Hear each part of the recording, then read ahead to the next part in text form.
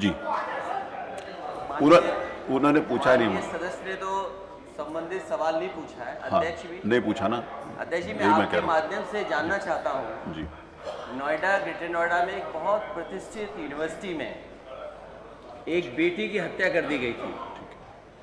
वो कानपुर के रहने वाली थी। मैं आपके माध्यम से माननीय मंत्री से जानना चाहता हूँ कि आखिरकार क्या परेशानी थी, क्या कारण था कि जानकारी के बाद भी ना पुलिस प्रशासन ने कोई कार्रवाई की और ना ही यूनिवर्सिटी कैंपस में जो जिम्मेदार लोग होते हैं उन्होंने कुछ ध्यान लिया उसका, और जिसके कारण इतनी बड़ी घटना हो गई नोएडा के टोना में। आखिरकार क्या मंत्री जी, सरकार उस परिवार की मदद करने का काम करेगी और दोषियों के खिलाफ कार्रवाई होगी कि नहीं होगी, और यूनिवर्सिटी के खिलाफ कार्रवाई होगी कि नहीं होगी? माननीय मंत्री जी, जानकारी हो तो बताइए।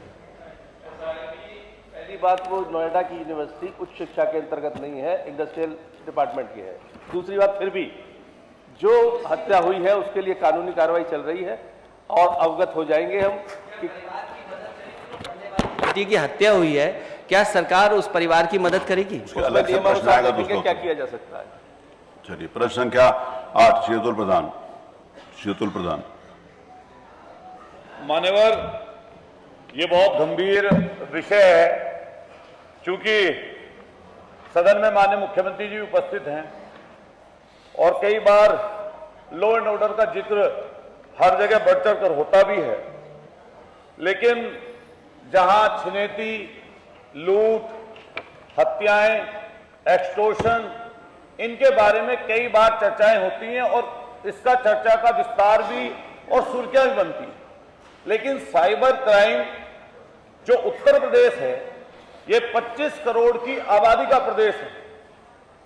जितने संसाधन साइबर क्राइम में क्राइम करने वाले लोग अपना रहे हैं, क्या सरकार की ऐसी कोई योजना है आने वाले समय पर कि अभी मंडल के स्तर पर साइबर थानों का निर्माण हुआ 18 का? ये बीते कई सालों पुरानी बातें हैं, लेकिन वर्तमान में सरकार ने कई साल पहले घोषणा इस चीज की थी कि हर जिला मुख्यालय पर साइबर थाने की स्थापना होगी, जिससे लोगों को उसका लाभ मिल सके। मान्यवर, मैं माननीय मंत्री जी से पूछना चाहूंगा, क्योंकि मुख्यमंत्री जी के पास ही ये विभाग है, आईपीसी के जितने मुकदमे एक साल में दर्ज होते हैं और उनकी जो वृद्धि दर है वो कई बार अलग अलग मुकदमों में घटती और बढ़ती रहती है, लेकिन जो साइबर क्राइम है ये प्रतिवर्ष 2 से 3 गुनी की तादाद से लगातार बढ़ रहा है, और ये लगातार इस तरीके से बढ़ रहा है क्योंकि क्राइम एक जगह से, अपने जिले से, अपने प्रदेश से ही नहीं बल्कि देश के अन्य कोनों से भी ये संचालित किया जा रहा है। इसको डिस्टेंस क्राइम के नाम से भी हम लोग जानते हैं। आप, अगर मैं क्वेश्चन पूछूं इस पर, तो आजकल आम हो गया है सर, जैसे एक्सटॉर्शन बोलते हैं हम, सेक्सटॉर्शन भी। एक सामने से कोई व्यक्ति आपकी वीडियो कॉल पर आता है और सामने से वो किस तरह की तस्वीर पेश करता है और उसकी फिर फोटो ले ली जाती है और फिर उसके नाम पर एक्सटॉर्शन का मांगा जाता है। मैं सर एक निवेदन करूंगा, क्योंकि बहुत गंभीर विषय है। हमारे घर के पास एक व्यक्ति पेंशन पर आया, उसके मोबाइल पर किसी की इस तरह की तस्वीर आई। वो तस्वीर जैसे मोबाइल पर आई, उसके बाद दोबारा उसके पास फोन किसी डीआईजी के माध्यम नाम लेकर आया, 7 लाख रुपए सर उससे वसूल लिए। मैंने खुद मेरठ के आईजी महोदय को, एसएसपी महोदय को उसकी सूचना दी। आज तक उस तरह का कोई चीज उसको बेचारे को मिल नहीं पाई। ऐसे हजारों हजार लोग हैं, जितने लोग यहाँ पर सदन में प्रश्न करिए, 3 मिनट में आप प्रश्न नहीं कर पाए। इतने लोग जितने सदन में बैठे हैं, हर कोई इससे परेशान है, पीड़ित है। मैं से सवाल ये करना चाहता हूं कि जिस तरीके से फर्जी आइडिया बनाकर OLX की खरीद फरोख्त के नाम से जो आपके एक्सटॉर्शन मनी वसूली जा रही है, क्या ऐसे कोई उपकरण या ट्रेंड अधिकारी आने वाले समय पर सरकार की कोई योजना है कि क्या ट्रेंड अधिकारी कोई इस तरह की या उपकरण ऐसे हैं सरकार के पास जिससे उनकी जानकारी जुटा सकें? दूसरा सर, डाटा एक बार आता है फिर वो चला जाता है, और डाटा के पुनर्जीवित करने की कोई ऐसी उपकरण ऐसा कुछ है कि जिससे डाटा उपलब्ध हो जाए? हम लोग 2000 की लूट अगर किसी जिले में हो जाती है तो हजारों सैकड़ों पुलिस वाले उसके पीछे लग जाते हैं, लेकिन अगर 20 लाख रुपए की भी किसी से इस तरीके से साइबर क्राइम के माध्यम से पैसे अगर निकाल लिए जाए तो कोई एसएसपी या कोई पुलिस अधिकारी उसका संज्ञान अब अतुल जी प्रश्न करिए, 4 मिनट मैं तो बस एक लास्ट करके कर रहा हूं लास्ट सर। मैं सर ये पूछना चाहता हूं कि क्या कोई नोडल अधिकारी इसके लिए जिले में फिक्स होगा कि जिसकी जिम्मेदारी ये तय हो जाए कि साइबर क्राइम से संबंधित कोई अपराध अगर हुआ तो जो व्यक्ति पीड़ित है उसका मुकदमा दर्ज हो गया या नहीं हुआ? अगर मुकदमा दर्ज हो गया तो उसकी कोई जिम्मेदारी किसी की तय हुई या नहीं हुई? इसके लिए सर क्या कोई नोडल अधिकारी जिले में नियुक्त होगा या नहीं होगा? आजकल सोशल मीडिया के माध्यम से लॉ एंड ऑर्डर की सबसे बड़ी 5 मिनट आप सिर्फ प्रश्न नहीं लॉ एंड ऑर्डर के माध्यम से सबसे बड़ी दिक्कत है, और जब भी कोई अफवाह की चीज चलती है साइबर क्राइम मतलब सोशल मीडिया या किसी भी अन्य प्लेटफॉर्म से, तो उससे लॉ एंड ऑर्डर की बड़ी समस्या भी घटती है, पूरा क्षेत्र का माहौल खराब हो जाता है। क्या इसकी कोई कार्य योजना सरकार की है? माननीय मंत्री जी कि जो इस तरीके के माननीय लोग हैं, मंत्री जी, हो गया, बैठ कराया जाइए। जाए?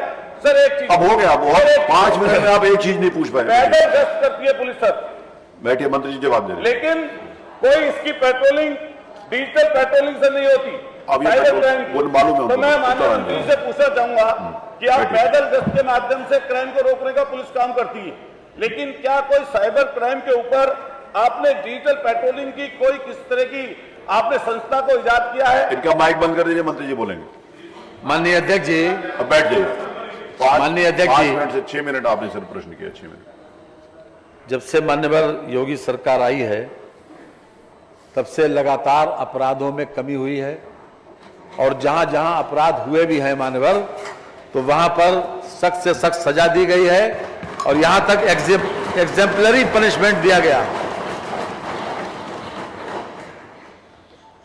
चाहे एनसीआरबी का आंकड़ा देख लें और चाहे मान्यवर लोकल, हर तरह से जो अपराधों के प्रति जीरो टॉलरेंस की बात कही गई थी उसको पूरी तरीके से चरितार्थ किया गया है, और आज उत्तर प्रदेश एक मॉडल बना है, और पब्लिक परसेप्शन भी यही है कि कानून व्यवस्था की स्थिति पहले की सरकारों के मुकाबले में बहुत बहुत बहुत बेहतर है।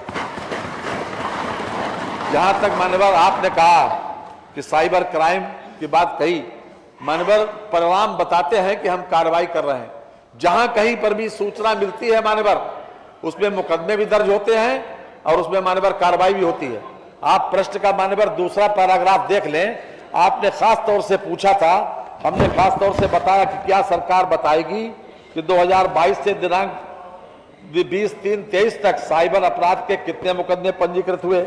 हमने मान्यवर बताया 13,155, और अब मान्यवर हम आपको पूरे आपके माध्यम से पूरे सदन को अवगत कराना चाहते हैं कि हमने उसमें कार्रवाई की है, एग्जेम्पलरी कार्रवाई की, और एग्जेम्पलरी कार्रवाई यहां तक कि हम वर्तमान में जितने भी हमारे मुकदमे पंजीकृत हुए उसके प्रति हुई, और उसके अलावा भी मान्यवर हमने हर तरह से इस बात की कार्रवाई की। हम आपको कार्रवाई के बारे में मान्यवर अवगत कराए दे रहे हैं। ये जिस पीरियड का आपने पूछा उस पीरियड का भी बताए दे रहे हैं। मान्यवर 13,155 मुकदमे पंजीकृत हुए, 4,372 आरोप पत्र, 4,406 नहीं आया, 4,606 अंतिम रिपोर्ट, 45 खारिज हुए, और 7,570 व्यक्तियों के विरुद्ध कार्रवाई की गई, और इसमें 89 करोड़ 45 लाख 67,617 रुपए की रिकवरी भी कराई गई। ये अगर कार्रवाई नहीं होती मान्यवर तो ये रिकवरी नहीं होती। 89 करोड़ की रिकवरी हुई है मान्यवर। ये अपने आप में एक एग्जाम्पल है कि हमारी जहां कहीं पर भी मान्यवर कोई भी सूचना मिलती है तो उसको रजिस्टर करके उस पर कार्रवाई होती है मान्यवर। और आपके जनपद का कहिए तो जनपद का बता दे। नहीं, संभव नहीं है, आगे छोड़िए।